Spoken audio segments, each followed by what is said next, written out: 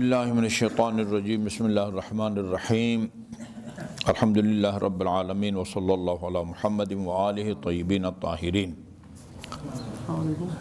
یہ کان کے فرائض بیان فرما رہے تھے امام علیہ الصلوۃ والسلام۔ وفرض علی السمع، کچھ ابتدائی حصہ پڑھا تھا۔ وفرض علی السمع ان یتنزہ عن الاستماع الی ما حرم اللہ۔ اللہ تعالیٰ نے یہ کانوں پر کان پر فرض قرار دیا ہے۔ ادھر امام علیہ الصلوۃ والسلام نے کان کا فرض کے طور پر بیان کیا ہے، اور امام زین العابدین علیہ الصلوۃ والسلام نے رسالہ حقوق میں کان کا آپ کے ذمے واجب الادا حق کے طور پر بیان کیا ہے۔ یہاں خدا نے فرمایا کان کا فرض یہ ہے، کان کا ایمان یہ ہے کہ جو آوازیں قابل اعتراض ہیں، جن آوازوں کو سننے سے اللہ تعالیٰ ناراض ہوتا ہے، ان سے بچو۔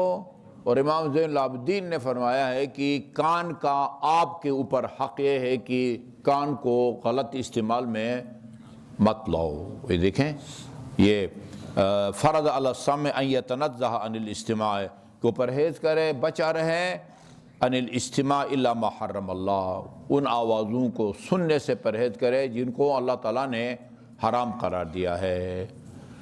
گانا بھی حرام ہے، وہ زبان کا گناہ ہے۔ گانا سننا بھی جو ہے نا حرام ہے، وہ کان کا جو ہے نا وہ گناہ ہے۔ اسی طرح غیبت کرنا بھی جو ہے نا وہ گناہ ہے، وہ جو ہے نا وہ زبان کا گناہ ہے۔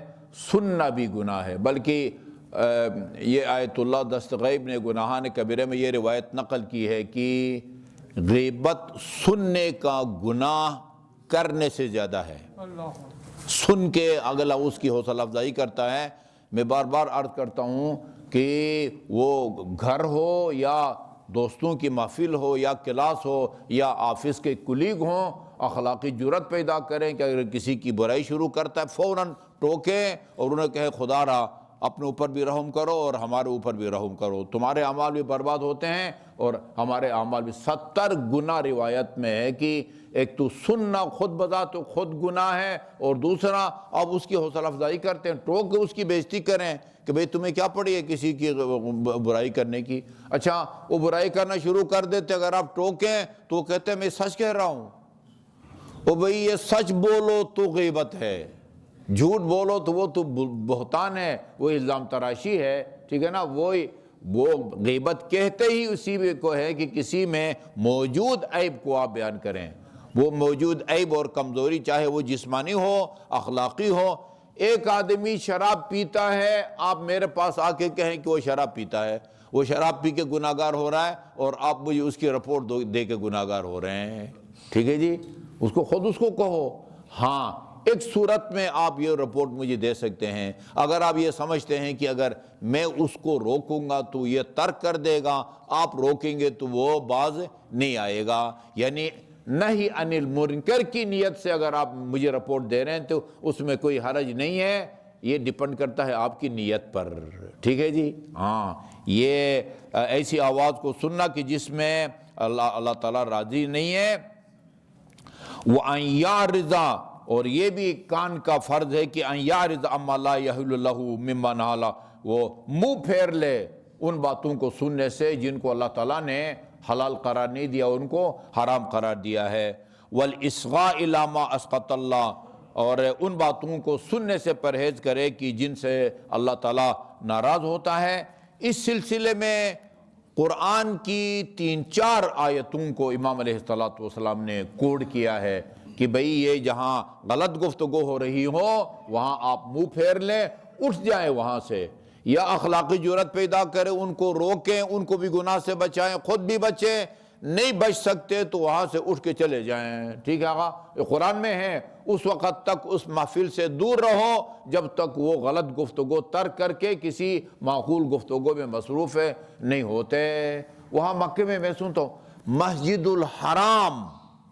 مسجد الحرام میں وہ روایت میں نے بیان کی ہے، بہار الانوار کی جلد نمبر 91 میں ہے، ایک آدمی مسجد الحرام سے نکل کے امام جعفر صادق علیہ السلام بھی حج پہ آئے ہوئے تھے، اس کو پتہ چلا اور امام کی خدمت میں گئے اور ایک سوال کیا، مولا وہ نماز طواف کے بعد میں نے دیکھا کہ لوگ جو ہے نا وہ بہت سارے وہ لمبی لمبی دعائیں پڑھ رہے تھے، مجھے اور کوئی دعا نہیں آتی تھی، جتنی دیر میں مسجد الحرام میں رہا ہوں نماز طواف کے بعد میں محمد اور آل محمد پر صلوات بھیجتا رہا ہوں، کیا ان کی طرح مجھے بھی کوئی اجر ملے گا؟ فرمایا جو ذکر تو پڑھ کے آ رہا ہے نا ایسا ذکر کسی نے نہیں کیا۔ بھئی قرآن کی تلاوت کرو، خانہ کعبہ کا طواف کرو، نہیں تو جتنی دیر بیٹھتے ہو آدھا گھنٹہ اللہم صلی اللہ محمد و آل محمد، آپ باور کریں میں نے خود مسجد الحرام میں پھر یہ پارٹیاں، اس سیاسی پارٹی اس سیاسی پارٹیوں کی باتیں ہو رہی ہیں، اور میں کہتا ہوں کہ یار تم واپس جا کے پاکستان میں یہ کام کرو، یہاں قرآن کی تلاوت کرو، قرآن کی جو مکہ میں قرآن ختم کرے وہ جنت میں اپنا مقام دیکھنے سے پہلے اس کو موت نہیں آتی ہے، یہ روایت ہے۔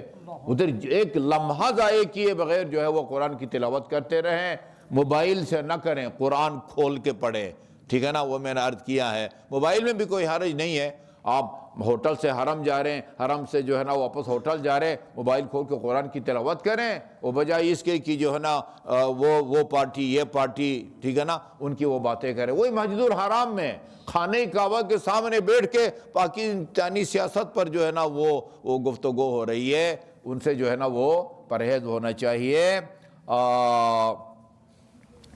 یہ قرآن کی آیت یہ امام نے نزل کی ہے، وَقَدْ نَزَّلَ عَلَيْكُمْ فِي الْكِتَابِ أَنْ إِذَا سَمِعْتُمْ، یہ سورہ نساء کی آیت نمبر 140 ہے۔ اللہ تعالیٰ نے کتاب کے اندر یہ حکم نازل فرمایا ہے، اِذَا سَمِعْتُمْ آیَاتِ اللَّهِ يُكْفَرُ بِهَا، جب تم اللہ تعالیٰ کی نشانیوں کا انکار کرتے ہوئے سنو، وَيُسْتَهْزَأُ بِهَا، اور الہی آیات کا مذاق اڑایا جا رہا ہو، فَلَا تَقْعُدُوا مَعَهُمْ، ان کے ساتھ نہ بیٹھو۔ یہ مجھے میرے خیال میں تشریف نہیں لائے، آصف نقوی صاحب نے مجھے کلپ بھیجی ہے، وہ ایک بندے کا نام نہیں لیتا، وہ کہتے ہیں کہ اللہ تعالیٰ حضرت زہرا کی چادر کے اندر سانس لے رہا ہے، وہ ہزاروں کا مجموعہ اس کو داد دے رہا ہے، لائیو ساری دنیا میں جو ہے نا یہ گفتگو نشر ہو رہی ہے۔ ایسے بندے کی مجلس میں بیٹھنا حرام ہے، جائز نہیں ہے، یہ خدا کا حکم ہے۔ بھئی اس سے بڑھ کے اور کیا جو ہے نا وہ ہو سکتا ہے؟ وہ ایک آدمی کہتا ہے کہ وہ نماز کوئی واجب نہیں ہے، فرض نہیں ہے۔ میں نے وہ ڈکشنری کو چیک کیا ہے، عربی میں نماز کو کیا کہتے ہیں؟ صلاۃ کہتے ہیں، ڈکشنری میں صلاۃ کا معنی دعا ہے۔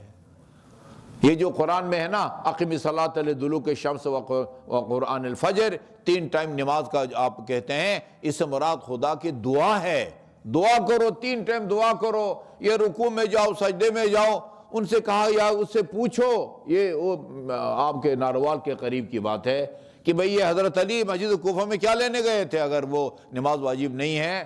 وہ سب کہتے ہیں غلط ہے، بس میں صرف قرآن کو مانتا ہوں۔ سجدے میں گئے تھے کس لیے؟ وہ سجدے میں کس لیے گئے تھے؟ اچھا جی، یہ ایسے آدمیوں کو مجھے بتایا کہ اس کے اسٹوڈنٹ سکول ٹیچر ہے، ایم اے اسلامیات ہے، بہت سارے بچے جو نماز کے پابند تھے، یہ اپنے استاد کی باتوں میں آ کے ان بیچاروں نے نمازیں ترک کر دی ہے۔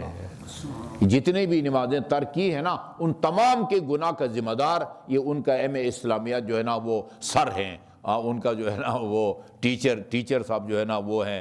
یا ان کا مذاق اڑایا جا رہا ہو تو نہ بیٹھو، حتیٰ یخوضوا فی حدیث غیرہ، وہ قابل اعتراض گفتگو چھوڑ کے جب تک کسی دوسری اور معقول فائدہ مند گفتگو میں مصروف نہیں ہوتے، اس وقت تب ان کے ساتھ نشست و برخاست کو ترک کر دیں۔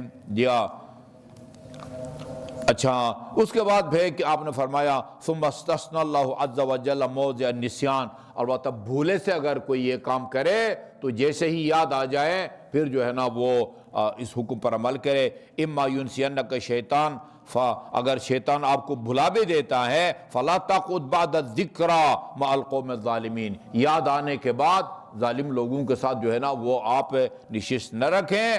اسی طرح یہ دوسرے آیت فبشر عبادی الذین یستمعون القول فیتبعون احسنہ، میرے ان بندوں کو بشارت دو جو گفتگو سنتے ہیں اور سننے کے بعد جو اچھی گفتگو ہوتی ہے، معقول مذہب کے مطابق، قرآن اور اہل بیت کے مطابق ہے، اس کی اتباع کرتے ہیں، اس کو لے لیتے ہیں۔ یہ اولئک الذین ھداھم اللہ، یہ وہی لوگ ہیں جن کو اللہ تعالیٰ نے ہدایت دے رکھی ہے۔ اولئک ھم اولو الالباب، اور یہی صاحبان عقل ہیں۔ تو 3 اور آیات کو بھی اس سلسلے میں امام علیہ السلام کوٹ کرتے ہیں کہ کان کا ایمان یہ ہے کہ ناقابل اعتراض گفتگو آواز کو نہ سنیں جس کی وجہ سے اللہ ناراض ہوتا ہو۔ وصلی اللہ علی محمد وآلہ الطیبین الطاہرین۔